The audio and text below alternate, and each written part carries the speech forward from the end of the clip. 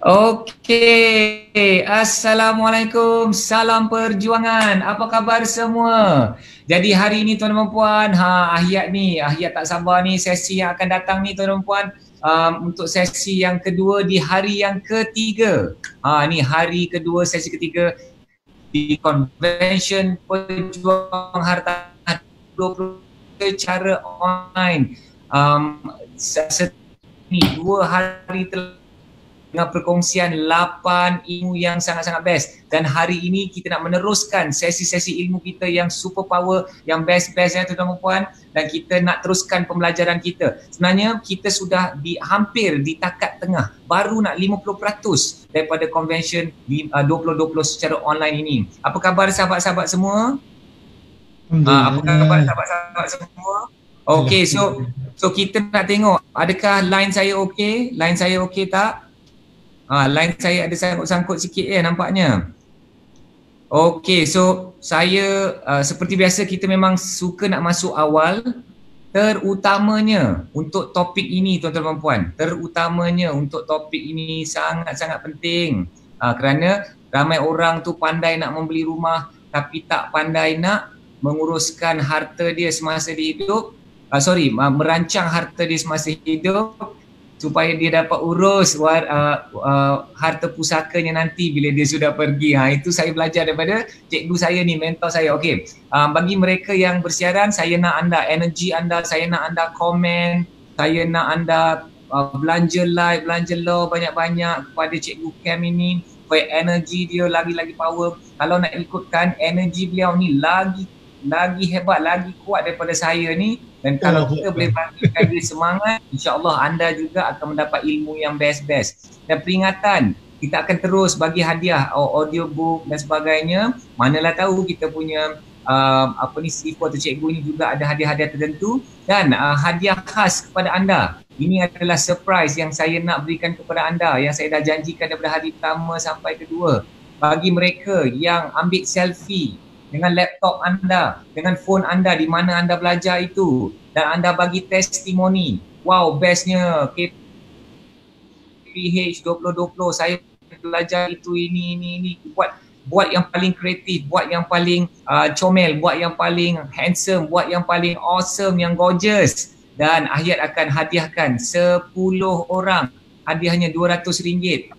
Group coaching bersama dengan saya dan Azim Sulaiman. Kita akan bantu anda susun kewangan sebelum anda nak beli hartanah. Macam pesta. So anda kena rebut peluang ini, selfie, post, dan tagnya ialah KPH 2020 awesome. Macam manalah korang nak eja, dan hashtag saya pejuang hartanah. Okey, tuan-tuan dan puan, saya sangat teruja nak menjemput masuk seorang sahabat saya, seorang cikgu yang sangat-sangat baik hati, dah handsome, dah amazing, rendah diri, dan yang paling penting kepakaran beliau dalam ilmu pewarisan. So tuan-tuan dan puan, boleh tak kita berikan tepukan yang paling gemuruh di mana anda berada, to the one and only Tuan Cam.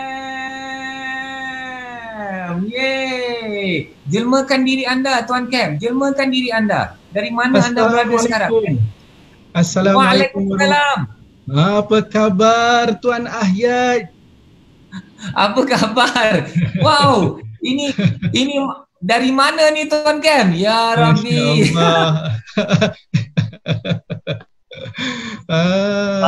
Ini Tuan Cam, saya sangat-sangat teruja, dan ada yang sebut, ini cikgu yang ditunggu sejak semalam. Wow. Masya-Allah. So bagi komen sikit, sahabat-sahabat boleh tak bagi komen sikit? Macam mana ni Tuan Cam ni muncul terus terus macam ni. Ya Allah. Aduh. Tuan Cam. Ya. Apa mesej sebenarnya Tuan Cam? Apa mesej Tuan Cam tu? Dia dengan gambar di belakang tu. Mesejnya ialah supaya kita sentiasa bermula dengan pengakhiran. Begin with the end in mind. And maksudnya pengakhiran kita di mana nanti? Pengakhiran kita di mana? Sebab perancangan yang hebat adalah perancangan yang bermula dengan pengakhiran. Kalau kita tahu pengakhiran kita, maka segala susunan itu akan lebih cantik. Bayangkan kita beli rumah. Kita nak ataupun kita nak bina rumah di atas sebuah tanah lot. Adakah kita sudah ada pengakhiran wajah rupa bangunan itu sendiri? Kita dah visualizekan dia. Kita dah nampak rumah tu dah wujud. Itu maksudnya daripada sudut bagaimana anda lihat harta anda. Bagaimana ia akan beri manfaat. Kerana akhirnya kita semua akan kembali. Kullun nafsin za'iqatul maut. Kan? Wow. Yang punya pasti akan merasai kematian. Itu dia. Saya nak ucapkan terima kasih lah, penghargaan saya kepada sahabat bernama Tuan Cam ni. Kita panggil dia Tuan Cam, nama dia glamour tu. Kerana ramai orang yang beli hartanah ni Tuan Cam, mereka jarang-jarang sekali nak berfikir tentang tentang kubur ni. Yang ini pun kita kena fikir-fikirkan. Dan Tuan Cam, yang mengerikan, harta kita, pangkat kita, apa yang kita ada semasa hidup ni, dia akan menentukan bagaimana kita nanti di bawah, di dalam tu, ya Allah. Adakah lapang dan terang dan apa berbau wangi, atau kita akan terhimpit sampai tulang-tulang kita tu patah kan, dan kita diseksa, ya Allah. So dalam gimmick ini, dalam gurauan kita pagi-pagi ni Tuan Cam, dia sebenarnya mesej yang sangat-sangat mengerikan ni. Dah ada yang kata tadi dah macam apa tadi, ini bukan Tuan Cam ni, dah macam Ustaz Cam dah ni. So Tuan Ayat, saya nak kongsi sikit. Kalau kita tengok zaman kegemilangan Ottoman, Ottoman Empire, Sultan Al-Fatih, dekat atas kepala dia dia ada serban, dan serban itu adalah yang sangat besar, kerana serban yang besar itu adalah kain kapannya. So apabila dia meletakkan kain kapannya di atas kepalanya, betapa hebatnya dia. Kan? So saya ya Allah kan, kita ni memang orang yang jahil, tapi kita tak sentiasa mengingatkan diri kita. Dan saya pun sendiri bawa batu nisan dalam bonet kereta saya sendiri. Saya bawa batu nisan. Itu kan, kenapa nak menunjukkan betapa jauhnya, betapa tak cukupnya bekalan saya. Itu dia. So gitulah juga kita kena peringatkan diri kita kan, insya-Allah. Wow. Saya suka tu. Saya tak pernah dengar cerita ni. Dia ikatkan serban tu, kain kapan dia. Ya, sebab itu dia punya serban tu besar. Sebab kain kapan dia itu adalah digunakan untuk menjadi serban dia, supaya dia meletakkan kematian tu di atas kepalanya. Betapa rendahnya dia. Sebab itu apabila dia berfikir begitu, dia sangat hebat. Bila dia fikir itu, dia sangat hebat. So di sini kalau kita berfikir dengan pengakhiran, maka lebih hebat kita menjadi seorang yang pemilik hartanah yang hebat, usahawan yang hebat, ibu bapa yang hebat, rakan-rakan yang hebat, cikgu-cikgu yang hebat macam tu Ayat. Masya-Allah. Amin. Terima kasih. Tabarakallah. Okey, Tuan Cam, saya dah tak sabar lagi, masa pun 10. So Tuan Cam boleh kembali. Okey, kau tak, alhamdulillah. Nanti kan dia orang takut belajar dengan Tuan Cam. Okey, tuan-tuan, di mana anda berada? Betul, di mana anda berada? Boleh tak anda belanja like banyak-banyak, belanja love banyak-banyak, kita nak bagi energi, kita komen banyak-banyak, kita bagi ke energi kepada Tuan Cam. Di mana anda berada? Berikan tepukan yang paling gemuruh kepada Tuan Cam. Woo. Okey, Assalamualaikum warahmatullahi wabarakatuh. Bismillahirrahmanirrahim. Alhamdulillah rabbil alamin wassalatu wassalamu asyrafil anbiya'i wal mursalin wa ala alihi washabihi ajmain. Asyhadu alla ilaha illallah wa asyhadu anna Muhammadan abduhu wa rasuluh. Rabbi shrahli sadri wa yassirli amri wahlul 'uqdatan min lisani yafqahu qawli. Amma ba'd.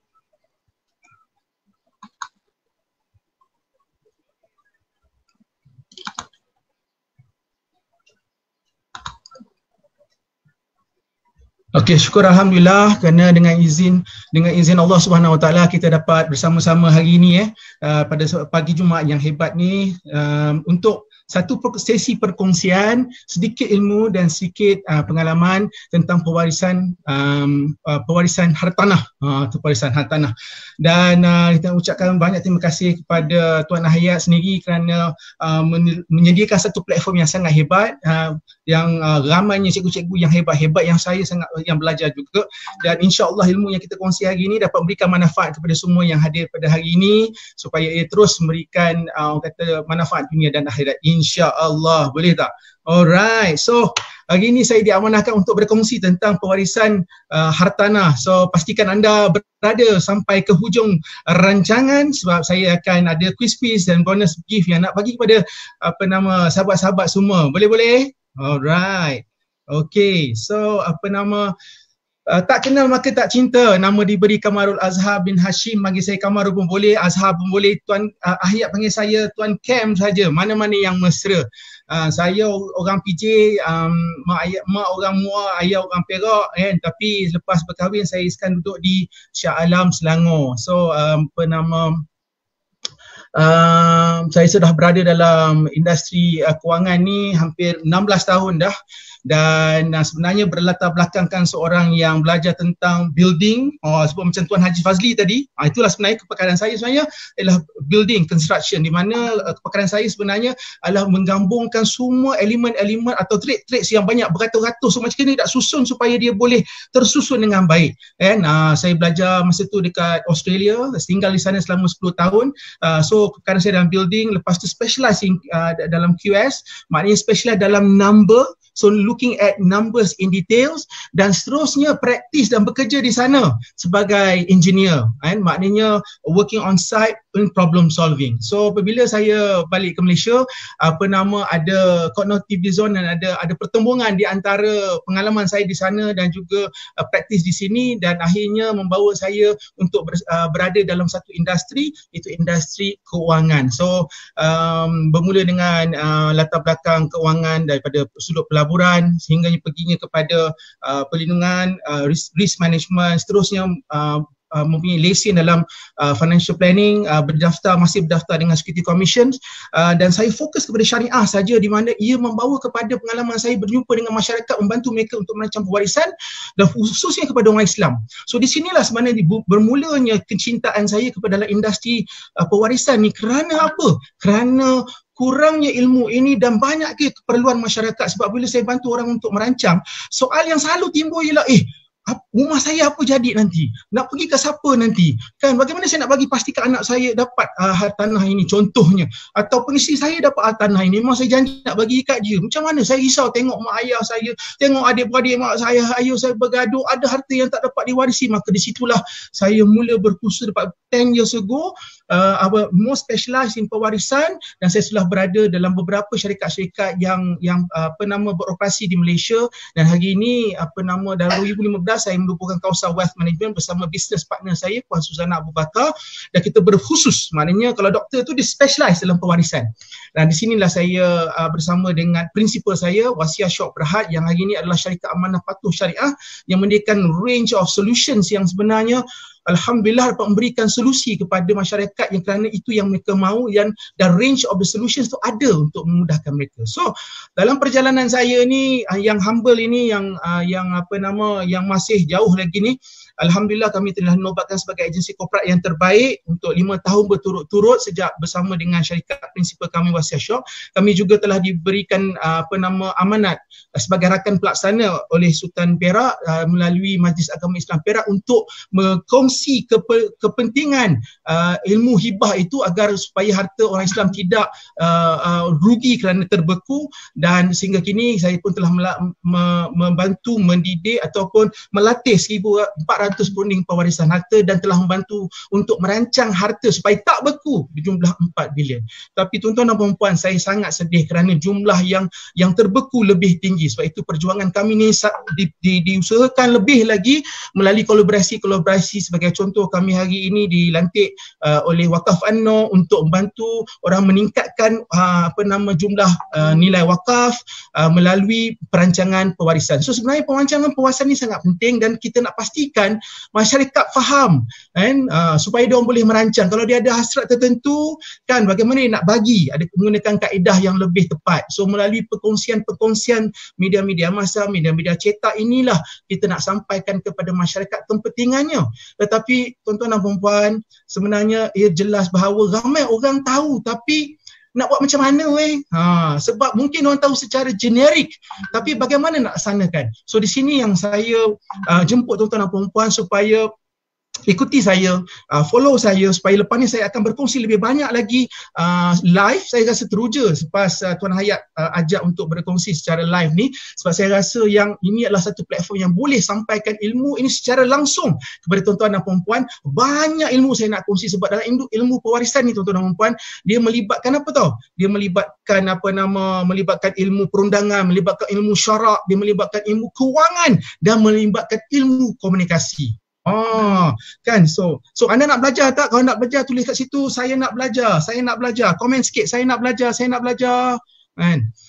Adakah anda ready? Okey, anda boleh follow saya dekat FB saya. Nama di FB saya skema macam nama saya juga, Kamarul Azhar bin Hashim. Itu rupa FB saya. Kalau tak boleh nak friend, cuba boleh follow, and at this moment hampir penuh dah ready. Dan komen kat bawah situ, okey, saya nak belajar. Okey. Now, saya nak masuk topik hari ni. Topiknya ialah tuan-tuan dan puan-puan, topik orang Islam sepatutnya boleh jadi kaya kalau harta pusaka boleh diwarisi. Saya ulang sekali lagi orang Islam boleh jadi kaya kalau harta pusaka boleh diwarisi. Ini dia tuan-tuan dan puan-puan. Kenapa? Kan? Kenapa orang Islam perlu rugi? Kenapa orang Islam perlu jauh ke belakang daripada sudut ekonomi? Kenapa scam cakap macam tu? Sebab realitinya hari ini tuan-tuan dan puan-puan, nilai aset yang terbeku bernilai 70 bilion. Ini news Januari 2020, awal tahun ni sebelum PKP kan. Aset yang terbeku. Apa maksud terbeku? Terbeku bermaksud aset yang tidak boleh ditasaruf, tidak boleh dimanfaatkan, masih atas nama kekal, atas nama si mati.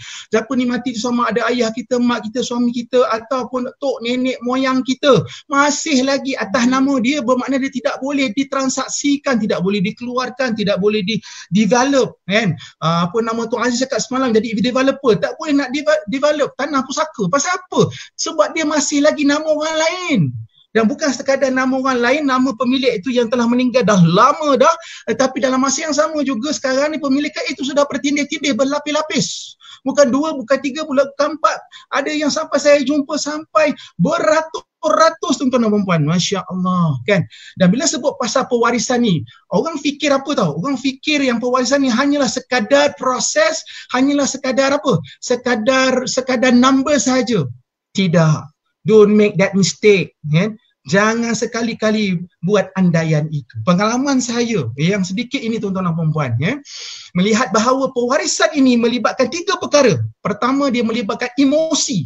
Kedua, dia melibatkan persepsi. Dan yang ketiga, dia melibatkan realiti. So bila 3 ramuan ini bergabung, Masya Allah, dia meletus tuan-tuan dan puan-puan. So oleh itu kita perlu ada adab dalam menguruskannya. Perlu ada adab dalam menguruskannya supaya harta itu dapat terus memberi manfaat dan bukannya menjadi harta yang puaka. Dia menjadi harta yang barakah. Bukan puaka kan. Itu yang jadinya harta puaka. Now, macam mana orang Islam boleh kaya? Macam mana orang Islam boleh kaya bila harta ini tidak beku? Now, apa yang terbeku ni kita tak boleh buat apa lagi ni? Pasal apa dia tertakluk kepada the willpower, kemahuan, willingness untuk waris-waris tadi tampil ke hadapan, bermuafakat untuk bertindak. Kan? Tetapi saban tahun dia naik, makin naik. Daripada 36 bilion naiklah sampai ke 70 bilion. Saya dah kira sebagai financial planner, kadar kenaikan dia macam EPF. dapat 4.42% every year. So mana tahun depan kita dah tahu dah 73 bilion naik lagi. Sama dengan kadar kenaikan zakat. Nah, bayangkan saya sebut zakat orang Islam boleh kaya. Pasal apa? Apabila harta itu dapat diwarisi kepada waris mereka, maka waris mereka dapat boleh bertransaksi dengan harta tersebut, boleh berkembangkan harta tersebut, boleh memiliki lebih banyak dan boleh membayar zakat. Tengok kalau harta tadi tu, harta 70 bilion tadi tu dizakatkan sahaja. Jumlah zakat yang boleh diperolehi oleh orang Islam sebanyak 1.75 bilion.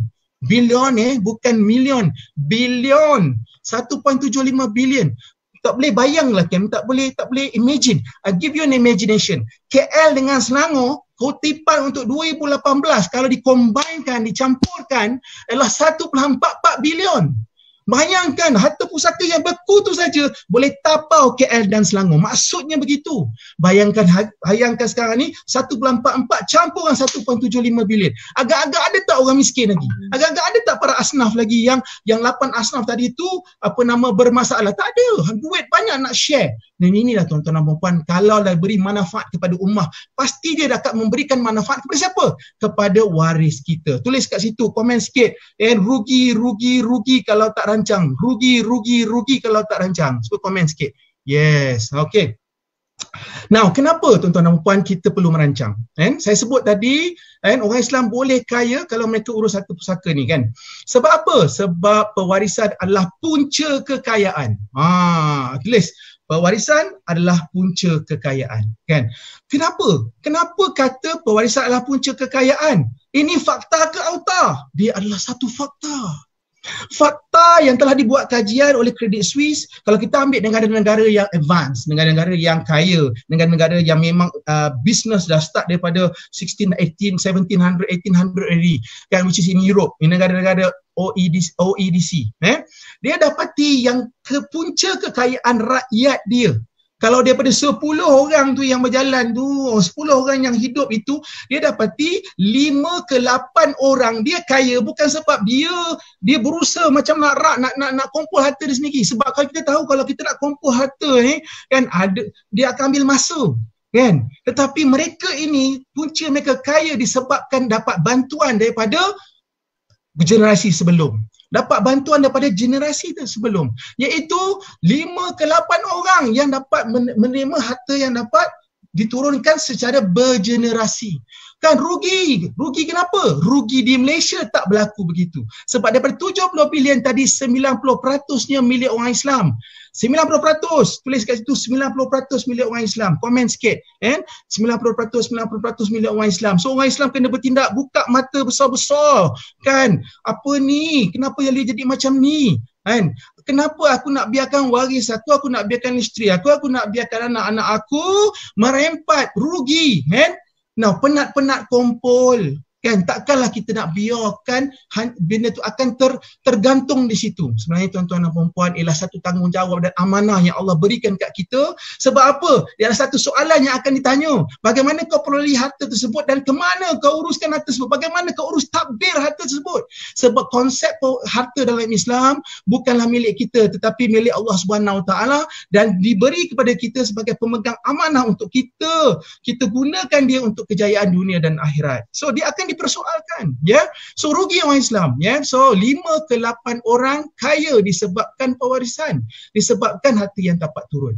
Hari kat Malaysia hari ni harta beku, dahlah beku pula menjadi rebutan. Nah, kenapa kan nak cerita menjadi rebutan? Sebab tuan-tuan dan puan-puan, macam mana boleh jadi rebut? Macam mana boleh rebut? Tulis situ macam mana boleh rebut.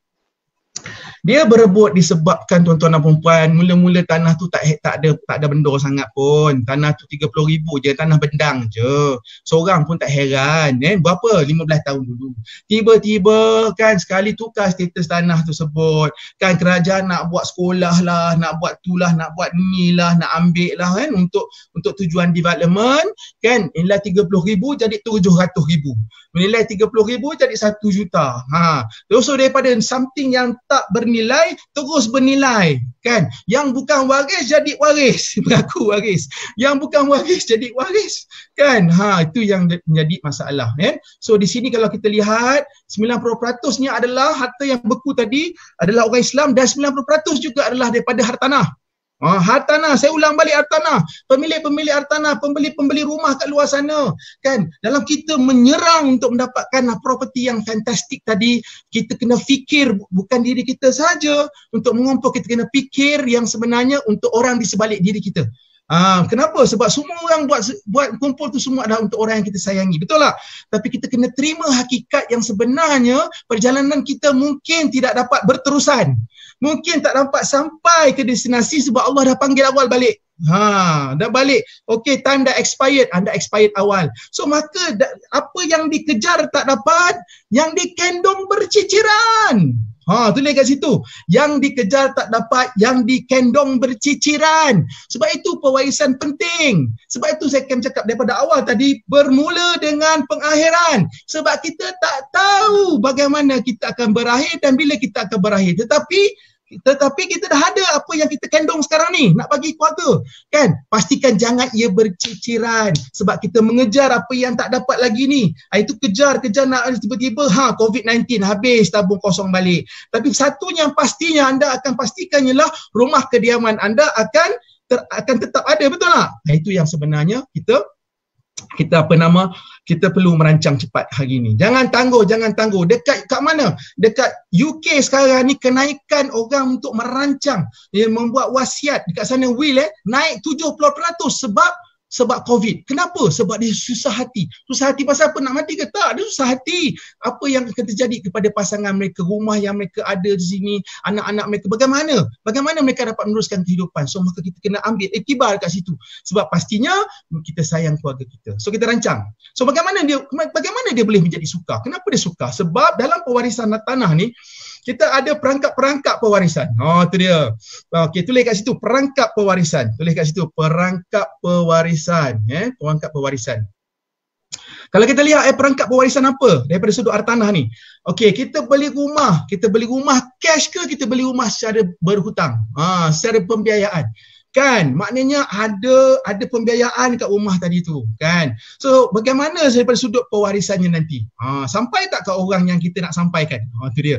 So benda-benda ni yang kita perlu ambil maklum. Ada juga yang kita beli atas nama bersama. Atas nama bersama apa? Maksudnya sekarang ni saya borak dengan orang-orang rent macam Abang Aziz. Saya tanya Abang Aziz, orang beli rumah macam mana? Dulu orang beli rumah nama sendiri, sekarang orang beli rumah nama dengan isteri. Kenapa beli rumah dengan nama isteri? Sebab nak kukuhkan lagi dia punya profil kewangan dia, kan?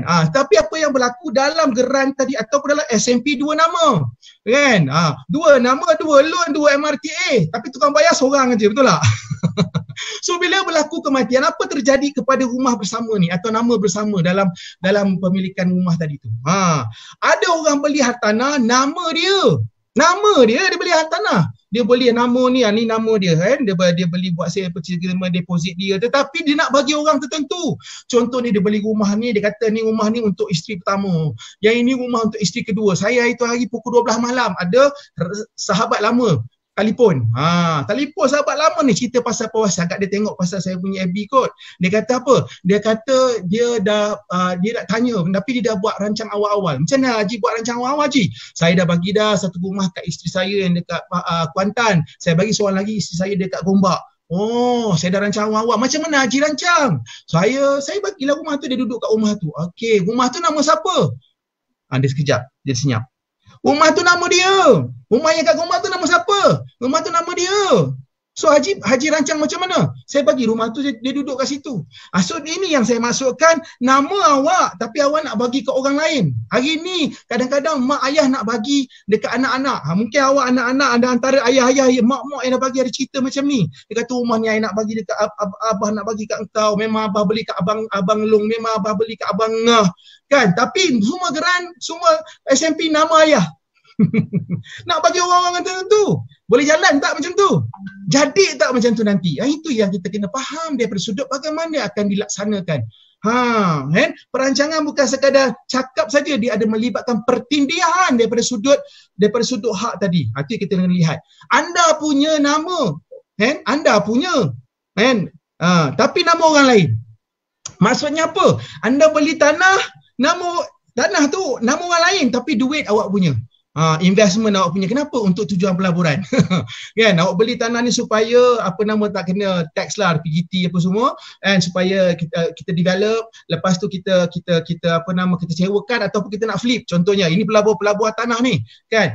Saya nak flip, tengok sekali market jatuh, tak boleh nak flip, kan? Tak boleh nak jual, tak boleh nak buat apa. Nama yang beli tu nama orang lain tu. Awak yang punya. Kan, bila dia mati pusaka dia. Bila awak mati, waris tak tahu itu harta tu awak punya, tapi nama orang lain. Tuan-tuan dan puan-puan, ini dia masalah-masalah yang timbul dengan tanah.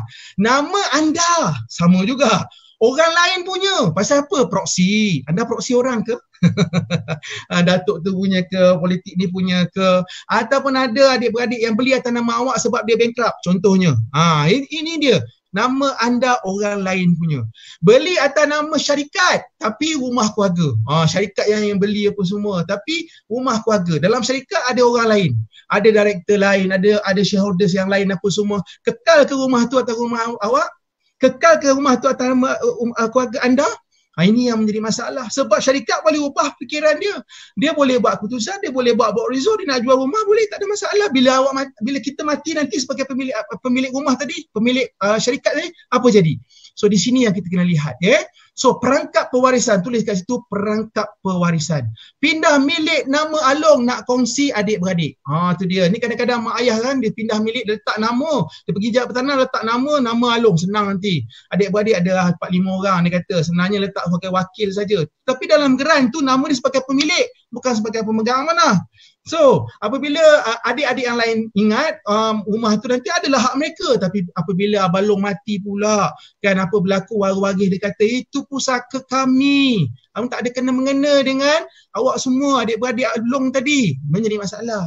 So perangkap-perangkap pewarisan ni lah yang sebenarnya tuan-tuan dan puan-puan dalam sudut hartanah ni perlu dikenal pasti supaya anda boleh rancang lebih awal lagi untuk memudahkan orang yang anda sayangi. So di sini penting. So pertindihan kepentingan tadi, kepentingan. Okey, kalau kita tengok rumah tadi kan, apa yang masuk pertindihan? Kita tengok kat sini. Sebab dalam rumah tadi bila kita mati nanti, rumah tadi tu ada pemilikan faraid. Sekarang nama tuan-tuan dan puan-puan. Tapi bila mati nanti bukan hak tuan-tuan dan puan-puan lagi dah. Dia jadi hak pusaka, maknanya hak waris faraid. Maka siapa waris faraid anda? Cuba tanya pasangan, cuba tanya suami, cuba tanya isteri. Siapa waris faraid anda? Ada? Tahu tak? Ini yang jadi satu isu pula, dia tak tahu. Dia tak tahu siapa waris faraid dia. Bila tak tahu, lepas mati baru tahu, masa itulah baru tahu. Itu maksudnya. Maknanya, baru kenal. So di sinilah kita kena kenal. Tak kenal maka tak cinta. Status aset pula. Aset tu nama siapa?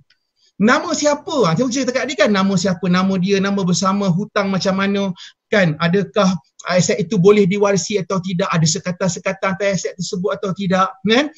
Boleh tak saya bagi kepada orang-orang tertentu? Dan yang ketiga, pertindihan kepentingan inilah anda pun ada hasrat anda sendiri. Lebih-lebih lagi yang mana dah janji-janji macam-macam dengan pasangan. Boleh janji-janji dengan anak-anak. Apa janji-janji dia? Janji-janji dia kata, yang awak berhentilah kerja, tak payah susah-susah. Saya alhamdulillah gaji bagus, bisnes bagus. Awak duduk rumah jaga anak-anak. Maknanya income awak tu tak apa.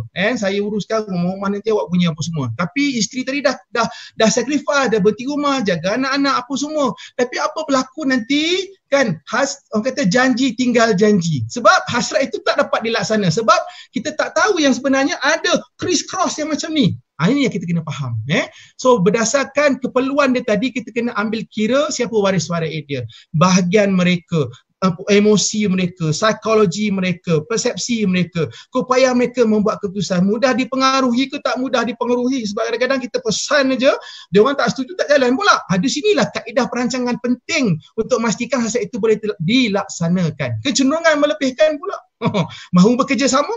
Dan aset tadi tu, status milik siapa? Tu saya cakap tadi, kalau nak bagi tadi, nama orang lain, tapi awak punya macam mana? Status pengurusan macam mana? Siapa yang nak uruskan? Tadi rumah tu awak punya, tapi ada orang urus, kutip sewa, kan, buat maintenance apa semua. Nilai semasa tinggi ke rendah, Ni urusan kat pejabat pusaka ke kat mahkamah tinggi. Boleh diwarisi atau tidak, kan? Contohnya tanah tu tanah reserve Melayu. Anda kahwin, contohnya orang Islam kahwin dengan Chinese convert. Dia bukan orang Melayu. Atau anda kahwin orang Singapura, orang Indonesia. Dia bukan warga negara. Boleh diwarisi atau tidak? Sekatan-sekatan tertentu, kan? Sama ada dan ditetapkan oleh PBN. Kaedah perolehan kuasa dia bagaimana nak uruskan. Sebab itulah kita kena lihat dan kaedah pembahagian yang boleh dilaksanakan. Hutang macam mana hutang? So di sini kita kena lihat semua ni daripada sudut objektif. Bagaimana kita boleh pilih? Anda boleh pilih solusi yang tepat supaya hasrat anda akan terlaksana. Okay? So, Cam, Assalamualaikum Cam. Ya. Wow, kita suka energi Cam. Ada yang kata awesome dan hebat. Cam boleh nanti mungkin dia perlahan-perlahankan pada poin-poin yang hebat. Diorang ni Ahyat pun sangat-sangat teruja ni. Okey, tak sabar. Okey. Excited laju sangat. Banyak benda nak kongsi ni sebenarnya. Sebenarnya sesi 1 jam ni orang kata tak boleh nak cerita semua. Tapi Cam nak beritahu betapa pentingnya dan berapa problematiknya kalau anda ada harta tapi tak rancang. Nah, anda perlu ada harta tapi perlu rancang. Sebab itu rancang itu adalah kerana anda sayang. So punca harta pusaka tak selesai sebenarnya tertakluk kepada 4 sebab. Sebab ni yang buat kajian bukan Cam, yang buat kajian Profesor Datuk Dr. Inayah Yaakob. Gitu. Dia buat research, dia dapat rank number 1 disebabkan harta ni beku ataupun terhenti, dalam bahasa Inggeris kita panggil stop lah, disebabkan sikap dan kejahilan waris, kan. Now, biasa kita tengok kan bercerita pasal harta pusaka ni kan, orang buat tak indah je. Orang buat apa? Orang buat orang kata apa, buat je kan. Lambat-lambat, tangguh-tangguh, betul tak? Kenapa? Sebab dia rasa macam jauh je. Tuan-tuan dan puan hari ni syarat mati bukan tua atau sakit. Orang muda-muda sadu-sadu naik basikal kamu tombang, kan. Apa maksudnya tuan-tuan dan puan? Rancang kerana kita sayang. Tu dia. Jangan kita ambil endah, kan. Ambil mudah jangan. Pemilik harta jangan fikir, jangan berlengah-lengah. Jangan anggap anak-anak tahu, jangan anggap isteri tahu. Tak, kalau anda sendiri pun tak tahu macam mana nak urus, bayangkan mereka yang sebenarnya tak pun beli harta itu. Yang beli awak, kan? Dia pun tak tahu awak beli contohnya. Dia pun tak tahu awak ada buka akaun tu. Dia pun tak tahu mana dokumen. Awak sendiri pun tak tahu dokumen awak kat mana. Dokumen SMP beli rumah kat mana itu hari ya? Tak ambil lagi ke daripada lawyer contohnya. Ada dalam envelope tak buka lagi ke? Baru pindah rumah. Letak dalam kotak tak jumpa. Akhirnya jumpa dah report. Nah, contohnya. Anggap anak tahu. Dan hari ni kita ada satu budaya yang menakutkan, budaya bila kita cerita pasal harta pusaka ni orang ingat kita nak orang tu mati cepat. Sebenarnya tuan-tuan dan puan, Islam menyuruh perkara yang opposite to that. Jangan kita lengah-lengahkan 3 perkara kita cepatkan. Kebumikan secepat yang mungkin, bayarkan hutang dia dan juga agihkan harta secepat yang mungkin supaya nak elak fitnah, supaya tak makan harta batil, kan. So sikap ini tuan-tuan dan puan. So saya nak kongsi, sebelum saya nak kongsi solusi ni, kita kena kongsi konsep dia. Sebab apa? Sebab bab inilah yang keliru. Sebab kalau kita cerita pasal instrumen-instrumen ni, jawapan-jawapan dia nak bagi hibah ke, wasiat ke, pusaka faraid ke, harta sepencarian ke, tapi tak faham konsep ni, maka itu yang menyebabkan penggunaan solusi itu kurang tepat. Now, sebab yang kedua kenapa harta itu beku ialah kerana profesor kata dia tak faham konsep harta dan pusaka ni. Okey, Cam terangkan apa konsep harta. Harta ni masa hidup kita punya, kita ni hidup lagi ni bernyawa. Sekali kita bernyawa tu semua apa yang kita miliki yang bernilai daripada hukum syarak, kan, maka ia harta. Itu kita punya. Kita punya maksud kita boleh bertasaruf, kita boleh menggunakannya, kita boleh do whatever we want, to give, to sell, to donate, to sedekah, to wakaf, whatever we can. Tetapi the moment kita mati, dia menjadi pusaka. Now, pusaka bermaksud bukan dia punya lagi. Milik siapa? Milik waris faraid. Ini yang dia punya garis pemisah di antara harta dan pusaka adalah mati. Sebab itu yang membezakannya adalah mati. So oleh itu kaedah perancangan, kaedah penggunaan tersebut, kaedah menguruskannya berbeza. So masa hidup kita nak bagi, masa hidup boleh bagi. Kita nak sedekah banyak-banyak sedekahlah.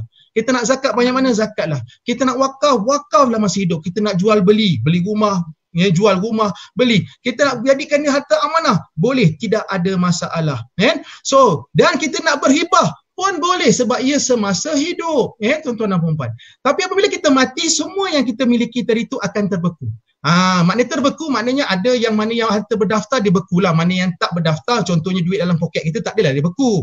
Kan jam-jam tangan kita tak beku, tapi kebanyakan harta yang besar-besar ni kita ada pendaftar-pendaftar harta, tamu haji, ASB, kereta kita, rumah kita semua terbeku lah sebab dia ada pendaftar harta tu, tak boleh tukar nama suka hati. So dia ada proses yang kena lalui. Dan 3 proses ni yang sebenarnya anda kena sediakan kunci-kuncinya. Kena cakap kan nak bagi 3 kunci kan. Kat hujung nanti kita akan kongsi 3 kunci tadi sebab nak buka 3 proses, nak buka 3 pintu ni. Kalau kita masuk rumah, kita ada apa pintu yang kita kena masuk? Kita masuk pintu mana? Pintu gate. Kita masuk pintu mana? Pintu rumah. Kita masuk pintu mana? Pintu bilik. Samalah juga dalam pewarisan, kita kena buka 3 pintu ini. Tulis kat situ, 3 pintu, 3 kunci, 3 pintu, 3 kunci. Gitu. So oleh itu bila kita dah boleh buka semua tu, kita boleh kumpul, assuming dia tak rancang dan dia meninggal, maka harta pusaka itu perlu dikumpul dan diuruskan pusakanya. Apa maksud urus? Tolaklah kos ke bumi, tolaklah hutang dia kepada Allah, tolaklah hutang kepada manusia. Kan kalau ada pasangan tadi nak tuntut harta semencarian, boleh tuntut daripada pusakanya. Kalaulah si pemilik tadi nak membuat wasiat untuk tujuan amal jariah 1/3 daripadanya, tulislah nak bagi ke masjid lah, nak bagi ke kawan lah, anak angkat lah, siapa-siapa boleh, asal bukan waris, itu dia 1/3. Dan kemudian bakinya faraid, kan? Dan kalau lah waris faraid ada formula lain, dia panggil muafakat. Now, kalau nak boleh membayangkan, Ken bagi ilustrasi. Ni dia ilustrasi. Boleh nampak tak ilustrasi? So ini ilustrasinya, okey. Bila mati 3 pintu kena buka. Bagaimana nak buka pintu ni? 3 kunci Ken kongsi kemudian. Hujung ni. 3 kunci. Tulis 3 kunci. Okey, pusaka. So bayangkan sekarang ni dah mati, urus, dah kumpul. Mana yang bila dah pusaka urus tu, maka apa yang berlaku ialah kita kena uruskan dia, asingkan harta yang dihibahkan, asingkan harta-harta yang diwakafkan, asingkan harta yang amanahkan. Sebab harta-harta ni dia bukan pusaka. So ya dah tolak, dah bersihkan tadi itu, maka yang baki tu tolak. Barulah kita ambil daripadanya. Okey, bayar kos ke bumi. Berapa ribu? 3,000. Hutang kat Allah, hutang kat manusia, tuntut harta sepencarian 1/3 faraid. Okey, tak boleh bayar lagi. Letak figure. Okey, bayangkan harta dia tinggal 1.2 million. Adalah rumah, ada duit cash apa semua and so on. Hibah dia dah ada harta hibah 200,000, harta wakaf 50,000, harta amanah 100,000. Tolak. Okey, daripada harta tu barulah dia tolak 2,000 kos bumi. Dia tak pergi haji lagi, bayarlah duit badal haji 5,000. Dia tak bayar zakat EPF lagi, bayar zakat EPF. Duit zakat yang lain-lain tu pun dia kena bayar juga, kan? Fidyah, ada fidyah puasa tak settle lagi, contoh boleh. Hutang kredit kad tolak, tu hutang pada manusia, tolak 30,000. Tolak hutang kereta, adalah baki 747,500. Isteri kata saya nak bahagian faraid, bahagian harta sepencarian, split 2, tinggallah baki 373. Lepas tu si pemilik tadi adalah dia berpesan, kan, nak sedekah, nak bagi kat sana, bagi kat Aqsa Syria lah, macam-macam lagi. So dia boleh bagi. So tinggallah baki 249,167 ringgit, kan. Baki inilah yang kemudian difaraidkan. Baru ini rupa dia pembahagian faraid atas baki pusaka. Nah, kenapa kita nak cerita ni semua? Sebab nak tunjuk kat mana letaknya rumah tadi yang anda beli. Nampak tak? Sebab untuk waris faraid bagi seorang yang mempunyai seorang isteri, seorang anak lelaki, seorang anak perempuan, ayah mama ada, inilah pembahagian dia. Sebab waris faraid ni ada 25 golongan yang boleh mewarisi. Kalau semua hidup, 5 pertama yang akan mewarisi. Siapa? Ayah, ibu, isteri, anak lelaki, anak perempuan. Bahagian berbeza. Ayah 1/6, mak 1/6, isteri 1/8, anak lelaki 2 bahagian daripada anak perempuan. Kan? So ini pembahagian ni tu ada berbeza-beza tu, kita samakan supaya pembawah sama. Boleh bayangkan bagaimana nak dipecahkan, bahagian tu semua dipecah pada 72 bahagian. Nah, bayangkan rumah tu ada 72 petak. 72 petak, tengok tile. Tengok kita punya plasterboard. 72 petak. Anak lelaki dapat 26 petak, bapa dapat 12 petak, isteri dapat 9 petak, anak perempuan dapat separuh daripada anak lelaki 13 petak, ibu dapat 12 petak. So di situlah peratusan tadi tu memberikan gambaran, baki 249 ni lah bahagian masing-masing. Baru boleh agih. Yang jadi masalah, okey keluar duit EPN dah agih terus. Dan bagi masalah keluar duit bank agih terus. Tak boleh buat macam tu. Kesan dia ialah hutang arwah macam mana, dan sana nak tutup, nak bayar lagi hutang kepada Allah yang pada laji tak selesai lagi. Sebab tu kena kumpul, kena agih. Dah tak tengok tak cukup. Dah termasuk pula bahagian kat rumah macam mana. So di situ yang kita kena tahu. Sebab kita tak kenal waris. Siapa waris anda? Tulis kat situ siapa waris saya. Tahu ke? Ramai yang saya tanya kadang-kadang tak kata tahu, bila tanya jawapan salah. Yang waris, dia ingat waris bukan waris. Yang bukan waris jadi waris. So nak cerita pasal faraid ni 3 hari tak habis. Okey, so oleh itu, tapi apa yang kena gambarkan, apa jadi kat rumah tadi ialah status pemilikan yang berbeza semasa ia harta dan apabila dia menjadi pusaka. Harta kalau dalam poket ni, dalam poket ayat ada RM50. Ayat ada dalam poket ayat ada RM50. Hari ni hari Jumaat, ayat kata aku nak keluarkan daripada poket aku ni, aku nak masuk dalam tabung sedekah contohnya. RM50. Sukati ayat nak buat pasal apa? Dia punya harta. Dia tak ada telefonnya, apa nama Datin, Datin mak dia ada bahagian 1/6, boleh tak ayat nak sedekah RM50 ni? Dia tak ada buat macam tu. Pasal apa? Dia tak jadi hak mak lagi. Pasal apa? Pasal harta itu harta dia, bukan pusaka. Bila pusaka baru ada harta mak kat situ. Sebab itu barulah ke kanan tadi kita tengok pusaka tadi tu yang Kem gambarkan tadi tu, yang 72 bahagian tu, macam itulah yang dia dipotong. Duit tadi dipotong 72 keping. Bayangkan RM50 tadi tu. Ayah 12, ibu 12, anak 26, 13 anak perempuan, isteri 9 bahagian. So, kenapa nak cerita macam ni, Kem? Sebab kita nak tunjukkan apa jadi kat kereta. Siapa dapat steering? Siapa dapat sound system? Siapa dapat sport rim?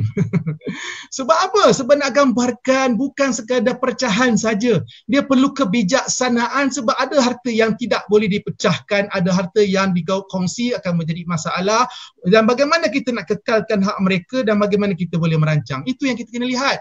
Syarikat macam mana? Rumah macam mana? Kalaulah 9/72, bahagian tu bahagian mana untuk isteri tu? Kan 9 petak daripada 72 petak. Bahagian mana? Cuba tulis kat situ. Isteri bahagian mana? Kan bahagian mana? Bahagian living room ke, bahagian bilik ke, bahagian rumah apa, bilik tidur ke, bahagian dapur. Ada. So di sini kita kena lihat daripada sudut practicality. Bukan kita kumpul aja. Kita kena tahu ke mana dia pergi nanti dan bagaimana kita boleh merancang untuk memudahkan orang yang kita sayang. Itu dia. Mak ai jadi half coat. Isi bahagian mana? Hawari isi bahagian mana?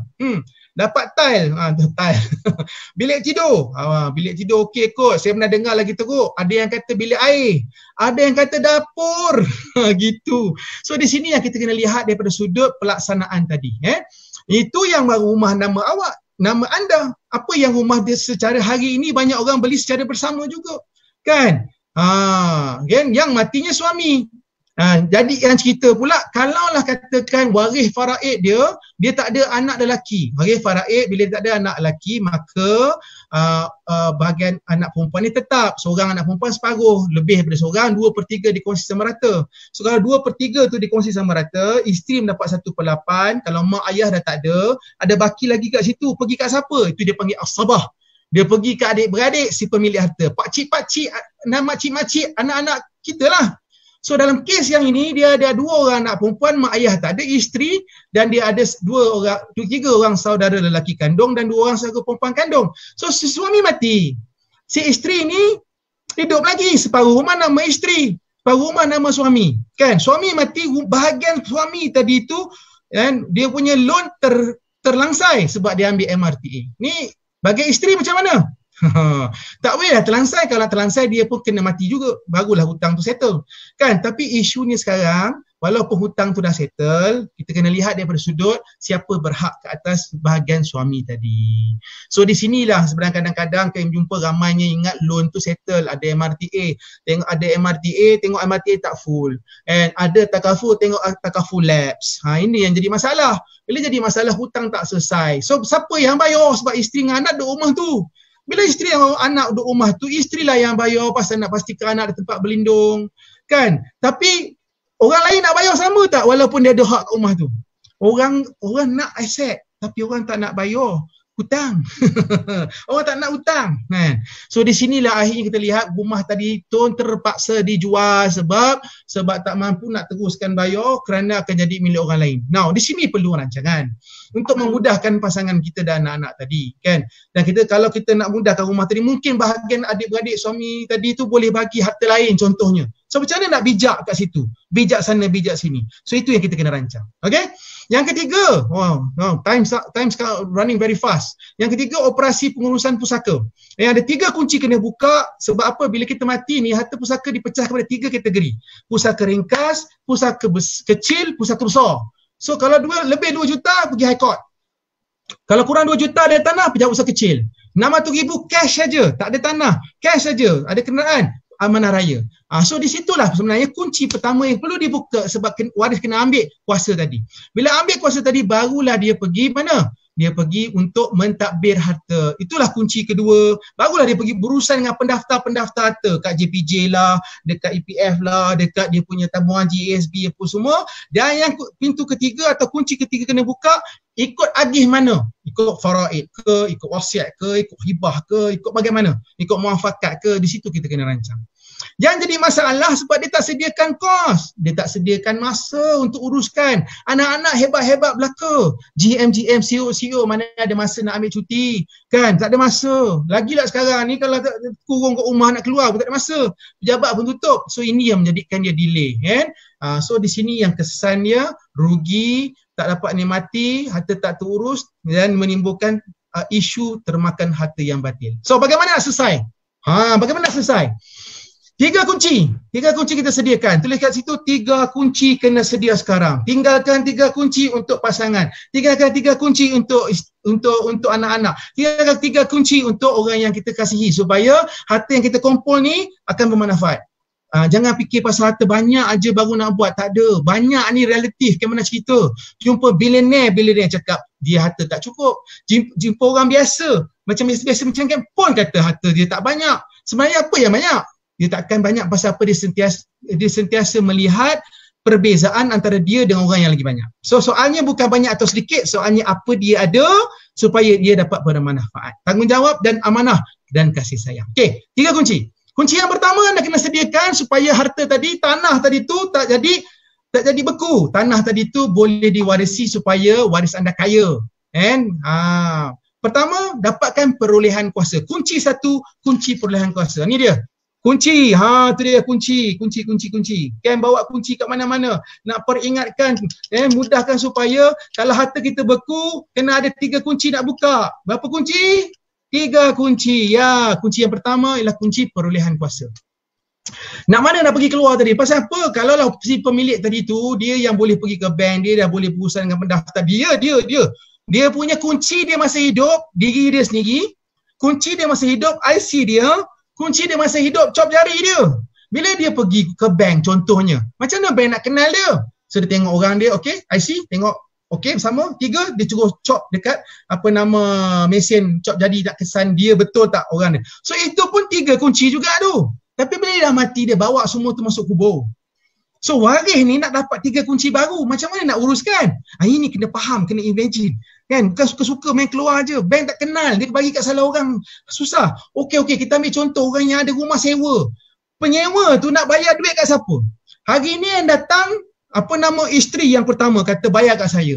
Yang kedua, isteri kedua, esok isteri kedua datang. Ataupun yang datang pula mak. Esok yang datang pula adik. Yang esok datang pula isteri. Penyewa nak bayar kat siapa ni? Itu dia kena dapat kuasa yang membuktikan dia ada hak untuk menguruskan. Kunci kedua, kunci pentadbiran.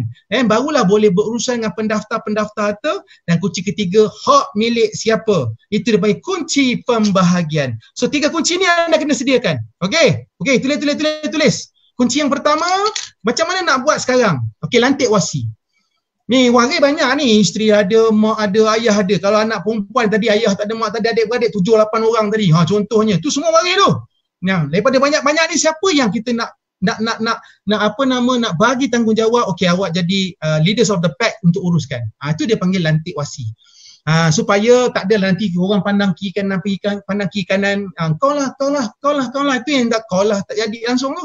So itu yang kita kena lantik sekarang, beritahu kita tanggungjawab kan, apa perlu buat. So kat mana nak buat tu kita ada dokumen kita boleh sediakan, nak pun boleh buat, lantik dokumen wasi ni senang saja kan. Tapi kena pasti waris. Kadang-kadang dia tak cerita pula siapa waris. Dah, dia ingatkan waris dia ni je, dia dengan anak-anak. Tengok waris dia pun pakcik-pakcik pula. Itu yang kita kena tahu siapa waris tu.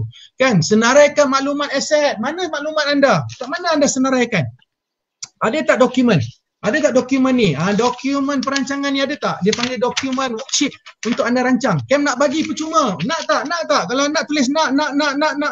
Anda boleh buat sendiri, anda boleh rancang, anda boleh buat list di mana aset-aset anda boleh disenaraikan supaya memudahkan waris nanti. Tahulah apa aset dia ada, siapa orang-orang yang dia perlu hubungi, siapa dia punya rakan kongsi dia, siapa yang dia beli rumah saya bersama sebagai business partner dan macam-macam lagi. Sediakan peruntukan duit.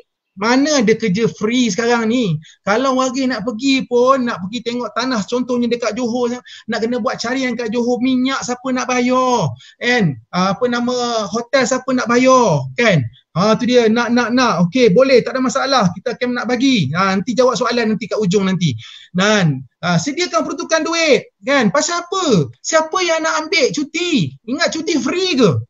Satu hari cuti dia akan tolak daripada dia punya cuti tau. Cuti tahunan RM1,000. Dah 3-4 kali dia pergi urus, yang lain semua goyang kaki, agak-agak dia panas tak? Panas. Kan pernah jumpa wasi pula kena attack. Wasi kena attack. Kenapa? Sebab yang lain duk kata awak lambat sangat. Kau boleh buat betul ke tak betul? Ini yang menjadi masalah. Wasi buat kerja percuma pun kena attack. Sebab itu kalau boleh, kalau tak nak pening kepala, kita boleh lantik wasi daripada third party, iaitu syarikat amanah. So tak pening kepala kan. Supaya jangan salahkan aku. Contoh gitu boleh. Kalau tak nak tanggungjawab begitu. Tapi kita boleh rancang. Anda boleh tengok waris mana yang boleh mengambil tanggungjawab tersebut. Kan? So nak kena wasi tadi, nak kena beritahu waris dia siapa. Anda kena ada nak tahu waris faraid ini macam mana nak tahu. Siapa nak sijil faraid analisa percuma? Kem nak bagi ni. Siapa nak sijil faraid analisa percuma? Tulis kat bawah, saya nak. Kang ada yang kena tarik rambut. Itu. Iya. Ini soal harta pusaka ni jangan katakan secara lisan kena abuse. Kan pernah tengok orang yang kena secara halus apa? Dia hantar. Kan sampai riuh rendah. Isu harta pusaka melibatkan emosi, melibatkan persepsi, melibatkan apa? Melibatkan realiti, bertembung menjadi satu letupan. Sebab tu kita kena, pemilik harta, jangan biarkan benda ni berlaku. Jangan awak tinggalkan suasana dekat belakang tu riuh kecoh kan. Bukannya tak boleh rancang. Jangan fikir tak berlaku. Kalau tak berlaku, hati 70 bilion tu tak berlaku, beku sekarang ni kan. Sebab apa? Sebab tanggungjawab awak, pemilik harta. Awak yang beli, awak yang kumpul, tinggalkan bersepah-sepah. Jangan begitu. So, beritahu waris. Yang ini waris abang. Yang okey, ini waris awak. So kita tahu supaya kita boleh ada adab jaga mereka. Analisa faraid kita akan keluarkan macam ni untuk anda. Siapa nak tulis saya nak. Okey. Sekarang kita bagi supaya anda boleh buat untuk pasangan anda, boleh buat untuk anda, boleh buat untuk ayah, boleh buat untuk mak. Kalau anda yang ada mak ayah tadi tu, jangan lupa anda juga yang akan ditanggungjawabkan untuk mengurus. Nak mudahkan sekarang, nak jadi masalah kemudian atau nak mudahkan sekarang? Biar suruh ayah mak buat rancang. Bukan kita nak suruh, kita bukan niat mak ayah bila rancang mati. Tak ada, memang tetap mati kalau rancang tak rancang. Soalnya sekarang ni, siapa yang akan jadi dipertanggungjawabkan nanti? Kalau nak kerja awak mudah, baiklah suruh mak ayah buat. Untuk mudahkan supaya kita tak nak harta tu menjadi harta yang berfitnah. Nah itu dia, fitnah harta. Dan kalau kita lihat, kerajian daripada UMK dia kata 7 daripada 10 orang memilih pembahagian faraid. Dua kan kata kita ikut formula kita sendiri lah. Seorang kata tak apalah, aku tak heran pun. 30,000 je. Tengok esok 300,000. 300,000. Okey, boleh kan. Contohnya. Kunci kedua. Okey, kunci kedua, sediakan kepada waris cara pengurusan dengan pendaftar harta setelah mendapat perolehan kuasa. Apa SOP dia? Boleh tak? Boleh buat tak? Okey. Kalau boleh buat, okey, tak anda boleh buat. Kalau tak boleh buat, kita boleh buatkan untuk anda, kan? Maknanya kita boleh bagi tips-tips macam nak buat. Pengeluaran melalui nominasi, mungkin ada yang aset yang ada nominasi EPF, tabung haji ada nominasi. Okey, harta tu tak beku kalau ada nominasi, tapi perlu dikeluarkan. Kalau tak keluarkan tempoh tertentu, contoh EPF, harta tu terus tak boleh keluar langsung, terus kena dapat surat kuasa balik. Lalu pula pusaka kecil ringkas ataupun pusaka besar. Urusan mengumpulkan harta dan pengurusan pentadbiran harta pusaka, uruskan untuk kompor-kompor supaya boleh tolak nanti dan dapat khidmat pakar. So, kan nak bagi senarai, ni percuma, nak tak? Okey, senarai ni anda boleh buat sendiri. Senarai ni boleh buat sendiri, boleh kenal pasti supaya tengok pertindihan aset tadi daripada sudut faraid dia siapa, harta tu apa statusnya, apa hasrat anda, supaya kita boleh cari satu solusi yang center dia overlappingnya menyelesaikan masalah supaya hasrat itu boleh terlaksana. Susun dokumen. Kenal pasti. Pastikan dia di mana dia letak. Selamat. Jumpa tak jumpa? Kalau awak tak jumpa, waris tak jumpa. Saya ulang sekali lagi, kalau awak sendiri tak jumpa, waris tak jumpa. Kalau pemilik harta sendiri pun tak boleh jumpa dalam masa 10 minit, jangan harap waris boleh jumpa. Faham tak masuk camp?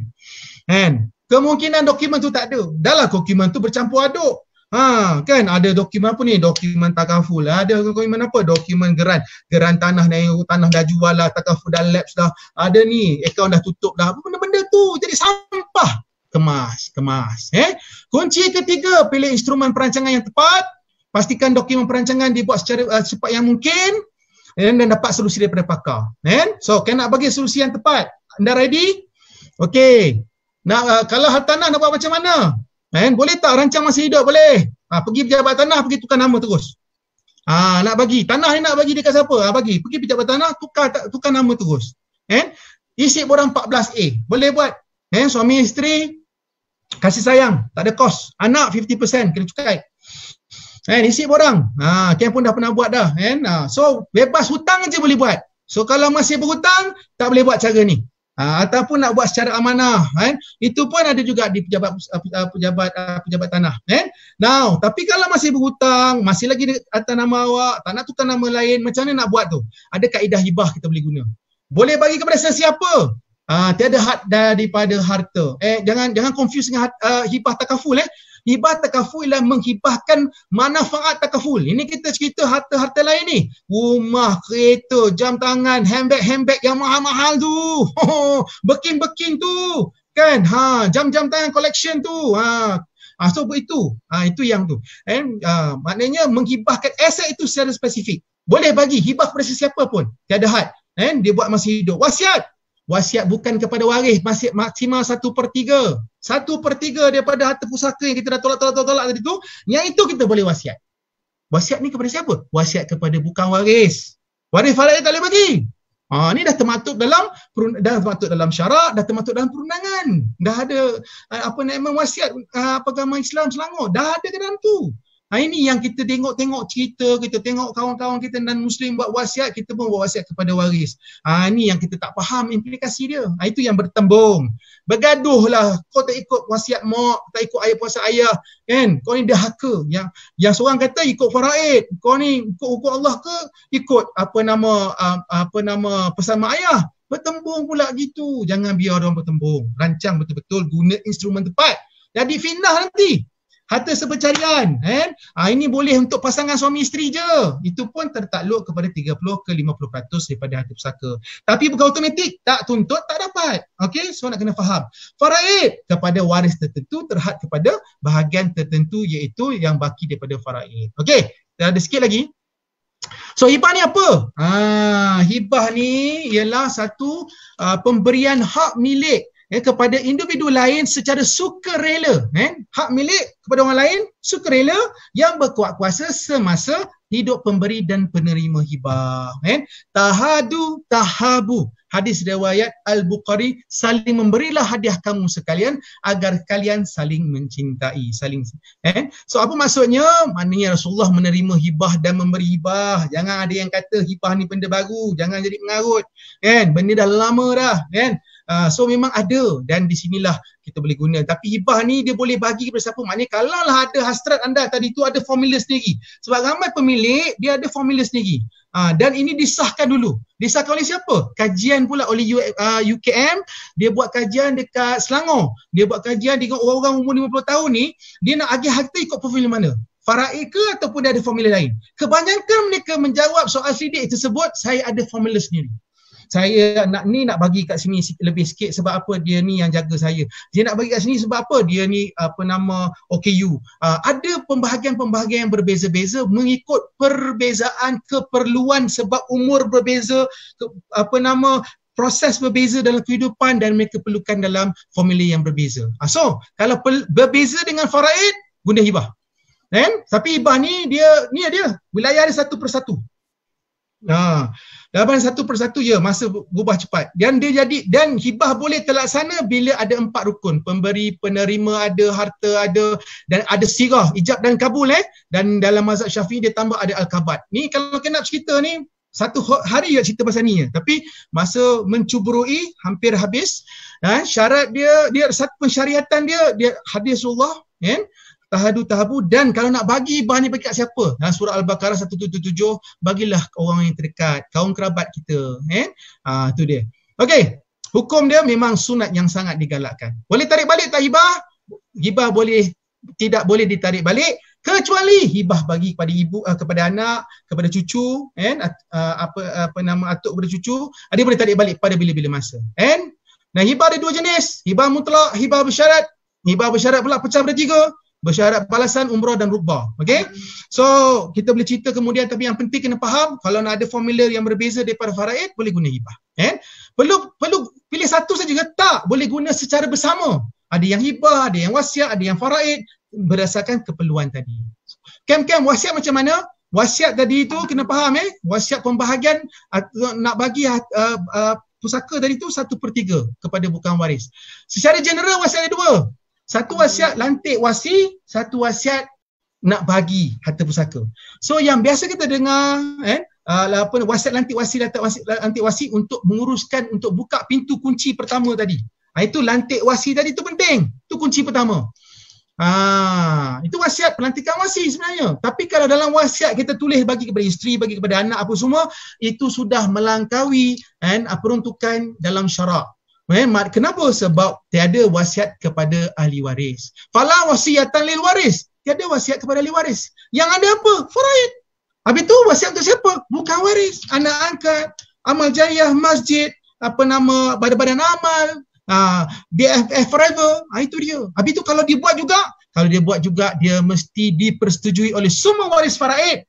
Selepas kematian, bukan sebelum bersetuju, lepas kematian tak setuju, batal juga, jadi tak setuju juga. So selepas kematian, di sinilah faktor-faktor faktor-faktor bagaimana mereka membuat keputusan, emosi mereka, persepsi mereka, semua tu akan mempengaruhi.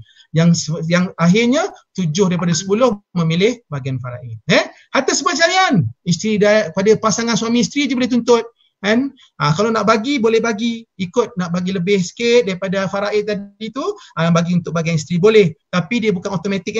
Harta yang dikumpul secara bersama sepanjang perkahwinan. Dalam 3 perkara dia boleh tuntut. Apabila dia bercerai mati, bercerai hidup dan berpoligami, dia boleh tuntut harta sepencarian. Okey. Dan yang ketiga, yang seterusnya adalah faraid. So faraid ni tak payah nak pilih. Memang dia option yang automatik. Kalau sekarang kita nak pilih faraid tak boleh. Macam masuk lift, button faraid tak ada. Lepas mati baru button faraid appear. Button faraid automatik. Itu dia. Bapa 1/6, ibu 1/6, anak lelaki, anak perempuan, dan bahagian masing-masing. Okey? So dapatkan, kenal waris faraid. Supaya anda tahu, tak kenal maka tak cinta, dan kenal apa hasrat anda dan kenal status pemilikan harta tadi. Okey?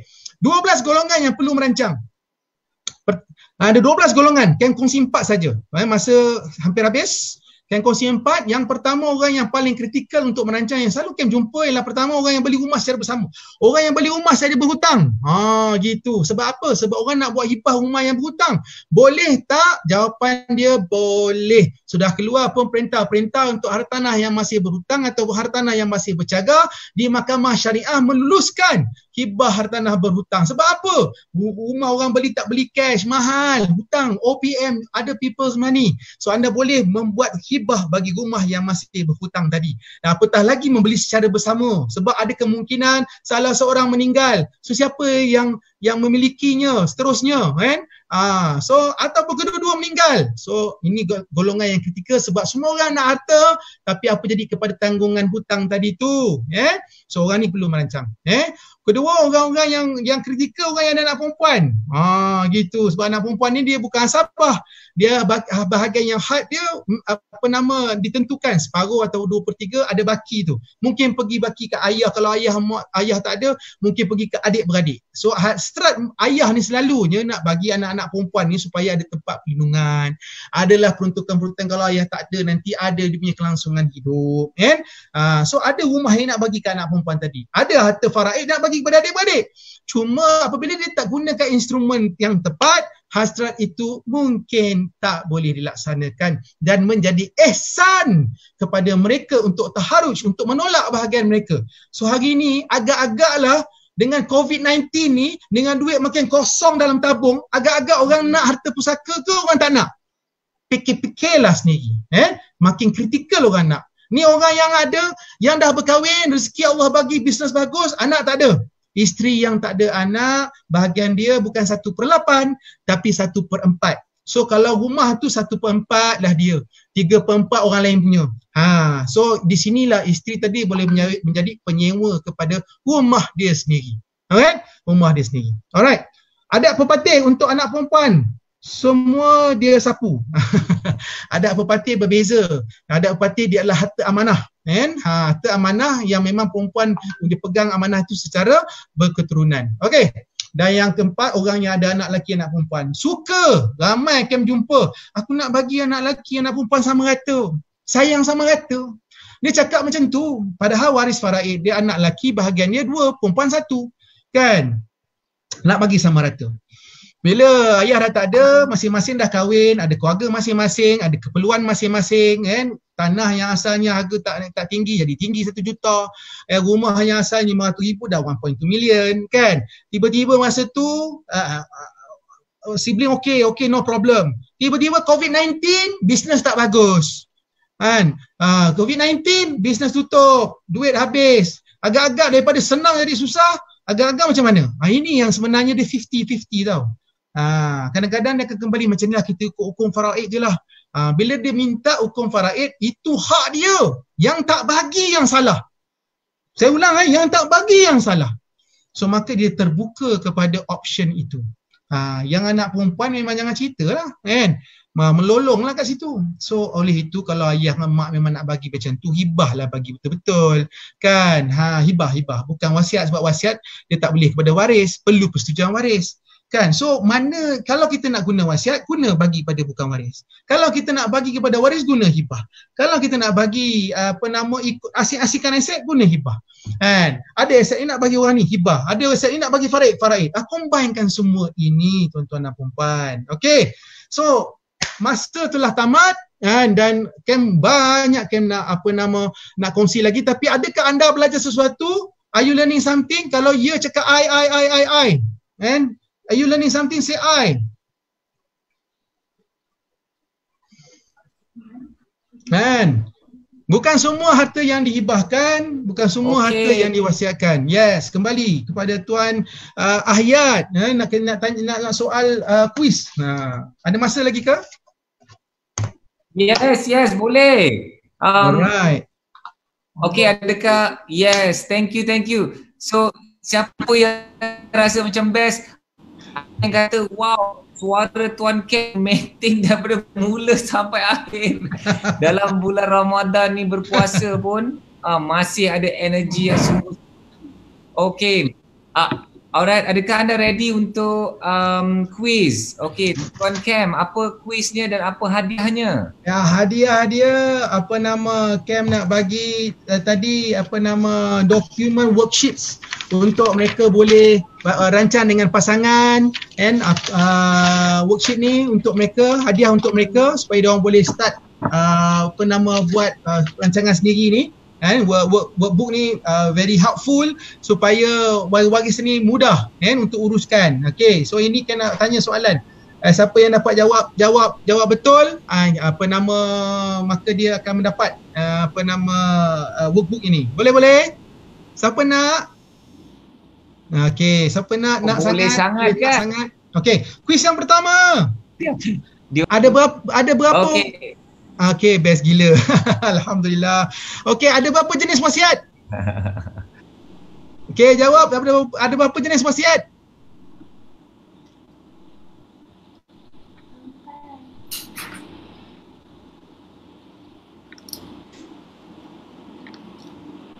Ayat, are we live? Okay. Line ayat tak berapa nak clear mungkin. Okay. Ada berapa jenis wasiat? Wasiat ada berapa? Jawapannya apa?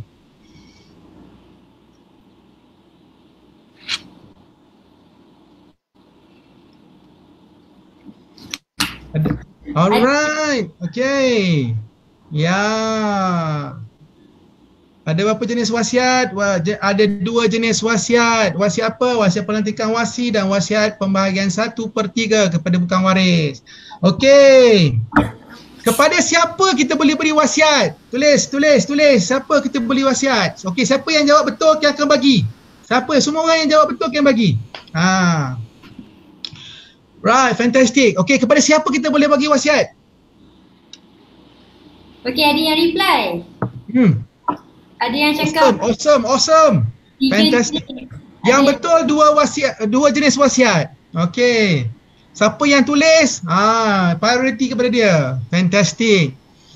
Okey, kepada siapa kita boleh bagi wasiat? Tulis. Kepada siapa? Bukan waris. Betul. Bukan waris. Yes. Fantastic. Kan? Mak ayah tak boleh bagi wasiat. Kan? Bekas mak ayah adalah waris. Kan? Gitu. Okey. Soalan yang ketiga, berapakah had maksima nak bagi wasiat? Bagi wasiat kepada bukan waris tadi. Berapakah hak maksima nak bagi wasiat?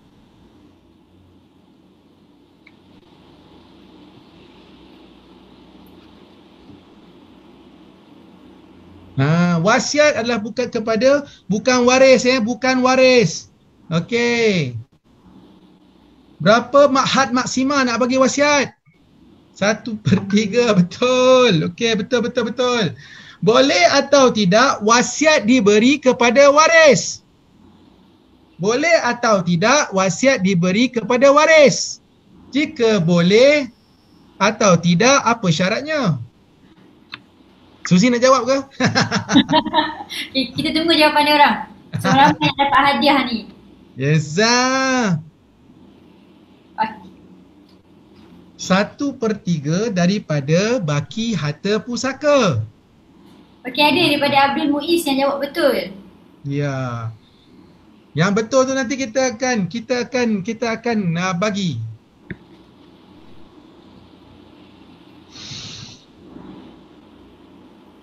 Okey? Boleh tak kita bagi kepada waris? Jawapan dia boleh dengan syarat waris-waris faraid lain bersetuju selepas kematian.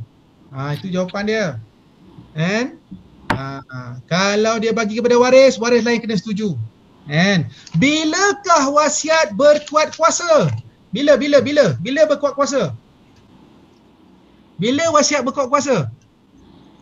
Wow, semua jawapan betul Bila wasiat berkuat kuasa? Tulis, bila wasiat berkuat kuasa? Semasa hidup atau selepas kematian?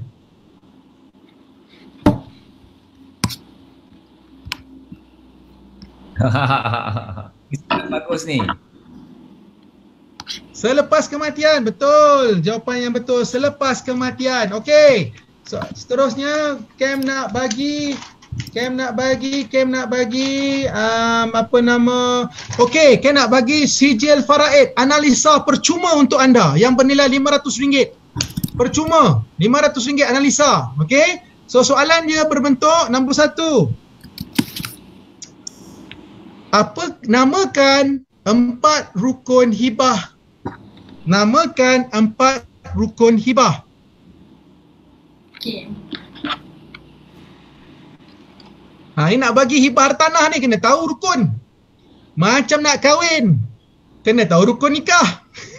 Kalau tak kahwin, memang tak tahulah. Susi tak tahu lagi.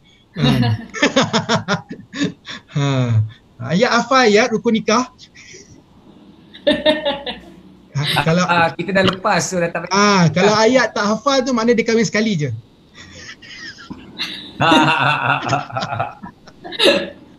Selamat dekat tengah sama aku. Kan berapa rukun? Namakan rukun-rukunnya. Ada pemberi, ada penerima, ada harta, ada sirah. Itu ijab dan kabul. Ya, okey. Adakah harta hibah boleh menjadi pusaka? Adakah harta hibah boleh menjadi harta pusaka? Ya atau tidak?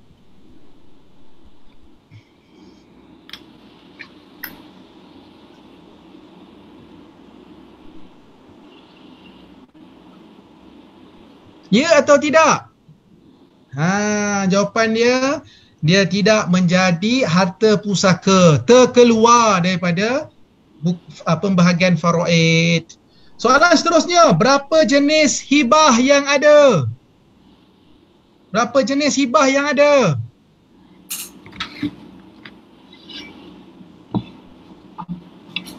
Okey. Ada masa lagi ke ayah nak bagi kuis? Boleh bagi. Okey, ada berapa jenis hibah? Namakan jenisnya.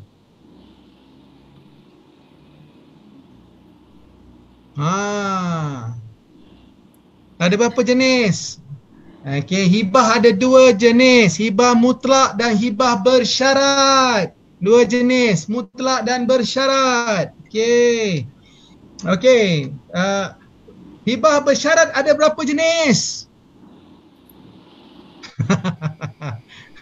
Hibah bersyarat ada berapa jenis? Ya, jawapan hibah bersyarat ada berapa jenis? Ada 3 jenis.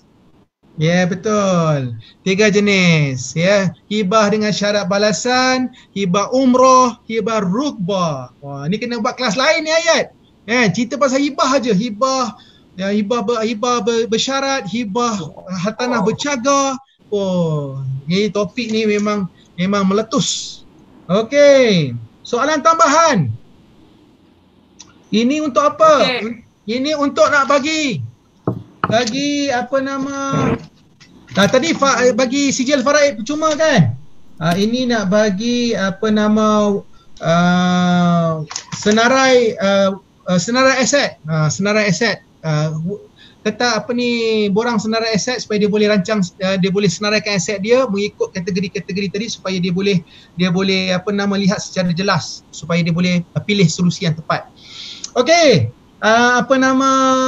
berapa kunci yang dia perlu sediakan untuk merancang pewarisan hartanah? Berapa kunci? Berapa kunci? Jeng. Berapa kunci? Kunci berapa? Kan? Okey, betul. Namakan kunci-kunci tersebut. Namakan kunci-kunci tersebut.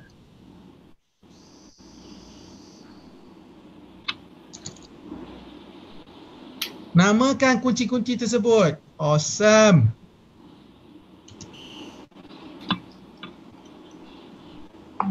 Okey, namakan. Okey, bagus. Alright, namakan dah, namakan.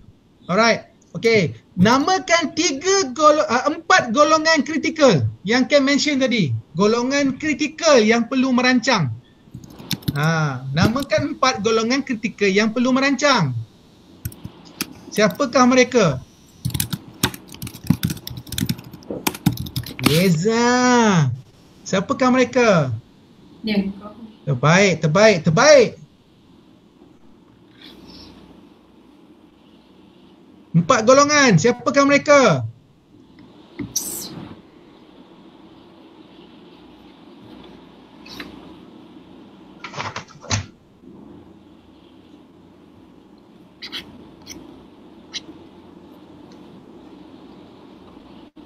Okay. Tak ada orang jawab lagi. Oh, perlu merancang. Yes, orang yang perlu merancang. Siapa ni? Siti Kligo. Okay. Wow. Fantastic. Dia ambil nota. Alright. Soalan terakhir. Apa beza harta? Apa yang membezakan harta dan pusaka? Apa yang membezakan harta dan pusaka?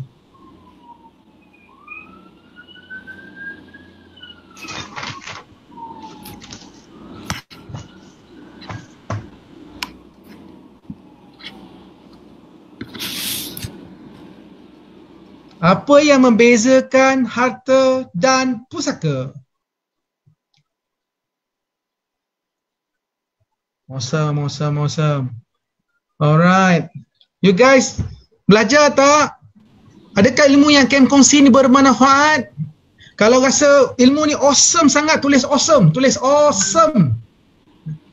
Wow, ada yang jawab mati. Tepat sekali. Yang bezakan adalah mati. M-A-T-I. Bukan basmati, tapi mati. Alright. Seronok tak belajar? Kalau seronok, tulis seronok. Kalau seronok, tulis seronok. Wih, Semangat dia orang. Lelani ada. Alamak. Ini antara cikgu saya ni. Wah, hebat ni. Awesome. Business partner saya pun ada, Puan Susana Abu Bakar, kan?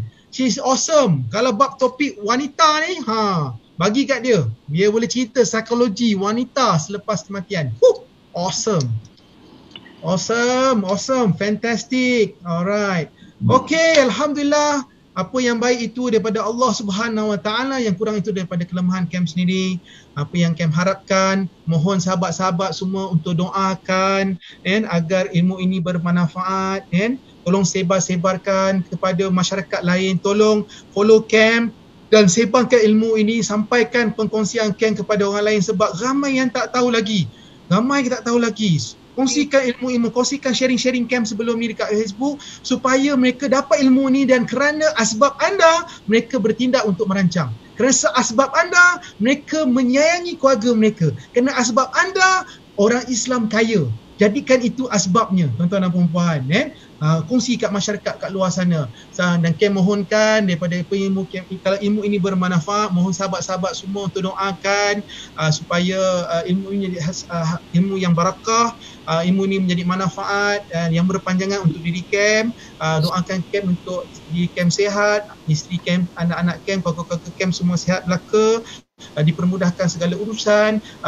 Pejuang-pejuang pewarisan di Kausar, ramainya dekat seluruh Malaysia, ada lebih kurang 300 orang yang bertungkul lumus, yang menyampaikan ilmu ini kepada masyarakat. Kem sangat sayang kat mereka sebab mereka berkorban belajar ilmu ini untuk sampaikan kepada masyarakat. Doakan kejayaan mereka semua, dan Kem alu-alukan siapa yang merasakan mereka boleh menjadi seorang da'i dalam berjuang bersama-sama dengan tim Kem supaya kita boleh bantu orang Islam yang menjadi satu pejuang pewarisan penyelamat ummah. Orang Islam boleh kaya kalau harta pusaka boleh diwarisi. Amin. Alhamdulillah. Thank you so much Tuan Kem. Ya Allah, amazing sharing Energi tu luar biasa. Semua orang cakap, ya Allah bestnya, tak cukup masa Tuan Kem. So insyaAllah lepas ni mana tahu boleh lagi kita adakan next session dengan Tuan Kem, ataupun yang berminat nak belajar lebih, okay, boleh follow IG Tuan Kem, Facebook Tuan Kem. Boleh share Tuan Kem? Apakah boleh. Share Facebook Kem, mudah aja, nama Kem sendiri Kamarul, K-H-A-M-A-R-U-L, Kamarul, K-H-A-M-A-R-U-L, Azhar, A-Z-H-A-R, Hashim. Mudah aja kan.